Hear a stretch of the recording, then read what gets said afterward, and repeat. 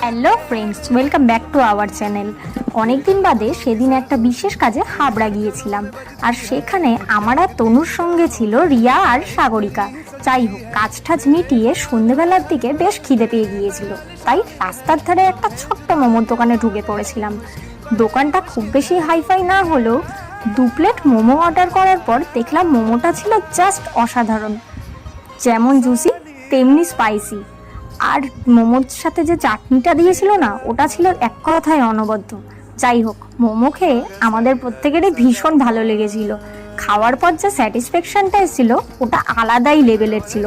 আর সবশেষে বলতে হয়, দোকানের ওনার কাকিমার যা ব্যবহার সেটা খুবই সুন্দর।